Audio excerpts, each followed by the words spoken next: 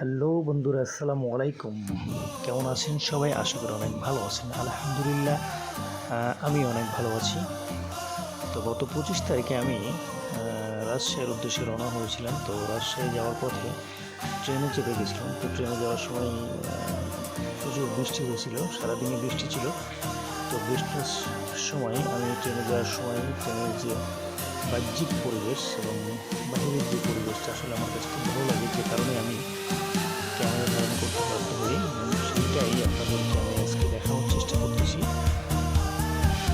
যেহেতু বৃষ্টির সময় এবং বৃষ্টির সময় চতুর্দিকে চারিদিকে মাঠঘাট, যে সবুজের সমারোহ, অতিরিক্ত সবুজ এবং সবুজের যে চারিদিকের দিকটা অনেক সুন্দর লাগছে এবং আমার কাছে মনে হয়েছে যেন একটা সুন্দর পরিবেশ, যার কারণে আমি ভিডিও করেছি।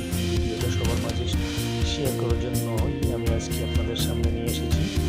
তো অবশ্যই ভিডিওটা ভালো লাগবে আপনাদের, কারণ চারিদিকের পরিবেশটা একবারে সুন্দর, একবারে সবুজে শ্যামলে, যেমন বাংলাদেশের যে পরিবেশ, সবুজ শ্যামলা পরিবেশ, সেই সবুজের সমারোহ আপনারা দেখছেন, অনেক সুন্দর লাগছে আমার কাছে। আসলে বৃষ্টির সময় সবসময় একটু বৃষ্টি হয়, একটু থামে, তার ভিতরে যখন একটু বৃষ্টি কমছে সেই সময় আমি ভিডিওটা ধারণ করেছি। তো আমার কাছে খুব ভালো লাগছে, নিশ্চয়ই আপনাদের কাছে ভালো লাগবে।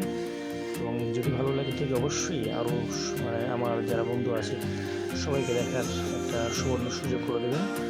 ভালো থাকবেন, সুস্থ থাকবেন। আল্লাহ হাফেজ।